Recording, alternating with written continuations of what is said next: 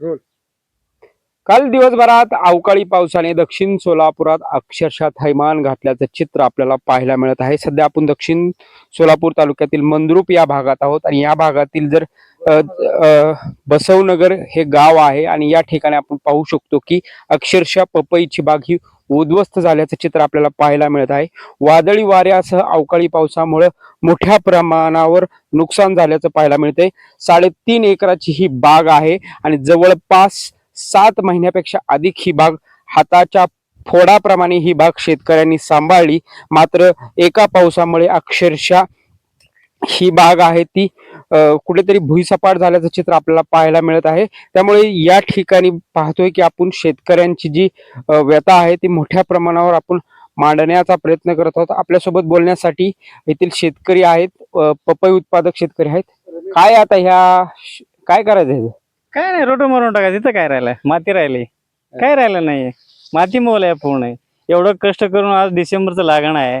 आता महिन्यात कळी चालू होते आणि 1 रुपया मध्ये तुमच्याकडे याजाने घेतलेलं पैसे व्याज भरायचं त्याला. आता मरून जायची काम आम्हाला. इथं काय राहिलंय? माती राहिली बघा. काय राहिलंय याच्यात? काय राहिलं नाही. कसं करायचं शेतकरी सांगा? आणि एवढं करून सुद्धा निसर्गाने आपल्याला निसर्ग पण आमच्या साथ नाही म्हणजे करायचं काय आम्ही? काय उपाय राहिला नाही आम्हाला. आता पैसे जो काढले ह्या लोकांचं व्याज कुठून भरायचं मला हे कळेल झाले. आता डोळ्यात पाणी येतं साहेब. काय सांगा तुम्हाला? काय राहिलं नाही आमचं. माती झाले. 5 पोरे आहे मला. काय कसं संसार करून खायचं आम्ही? एक सरकार तर काय देत नाही, काय करत नाही. कसं काय जगायचं आम्ही? कसं सांगा? यात काय राहिलंय? या झाडात काय राहिलं बघ? काय येत नाही याच्यात. अहो आमची डोळ्यातली पाणी आहे ना, आमची लई दुखणं आहे आम्हाला. रात्रंदिवस मी कष्ट करतो इथं. आम्ही काय सर्व्हिसवाले नाही.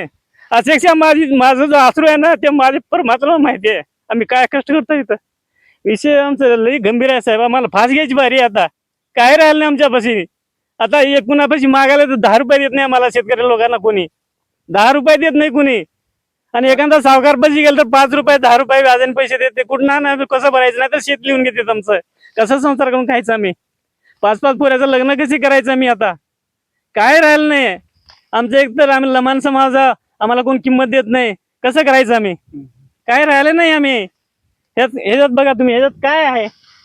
हे कसं करायचं याला? हे बघा, हे काय आहे? आवाज साहेब तुम्हाला सांगा.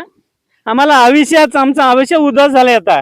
हातातोंडात. आता ह्या महिन्यामध्ये कळी चालू आहे. इथं कळी दाखवा तुम्हाला. या हे बघा, पाहतोय की मोठ्या एवढी छान कळी आहे. अवस्थेत शेतकरी आहे. कारण आपण एवढं पाहतोय छान की कळी आहे बघा. एक कळी आलेली आहे आणि ती काय कळी करायचं? दाखवण्याचा प्रयत्न करतात. काय करणार आता? एवढी सुंदर कळी आणलेली आहे. कशासाठी? एवढं होईन बाबा 4 पैसे आम्हाला. म्हणजे आम्ही घेतलेल्या लोकांचं फिटून तरी जाईन. थोडंफार आम्हाला राहीन. लेकरं बाळा आहेत आमची. रात्रंदिवस, रात्री 4ला लाईट येते, रात्री 12ला लाईट येते. तेव्हा येऊन साप राहू दे, इंचू राहू दे, एवढं न घाबरतात. एवढं डेअरिंग करून आम्ही संसार करून खातो. आम्ही तरी भगवानचा साथ देत नाही. कसं करायचं काय आम्ही? कधी लावली होती बाग आणि किती खर्च आला या बागेला? डिसेंबर 10चं लागण आहे. आता जवळजवळ 4.5 लाख रुपये खर्च आहे त्या बागेला. कारण का एवढं बाग असं कोणी आणू शकत नाही 3-4 महिन्यामध्ये. एवढं मेहनत करून त्याला आणलंय. कारण का आपलं आंबा संपावं तर आम्हाला मार्केट मिळतं. ह्याला आंबा संपल्याच्या नंतर मार्केट मिळतं म्हणून आम्ही एवढं कष्टाने तिला फास्ट आणलो आम्ही. आता निसर्गाने आम्हाला असं केलं तर काय करायचं? आम्ही फास घ्यायची वारी आहे आम्हाला साहेब. कसा पाऊस पडला? किती पाऊस? लय मोठा पडला. नुसता गाडीचं नुसतं वारी वादळ. लय मोठा पाऊस होता. मला वाटतं जवळजवळ मी 20 वर्षापर्यंत मी बघितलं नाही असलं पाऊस पडलेलं. आणि एवढं गार आहे.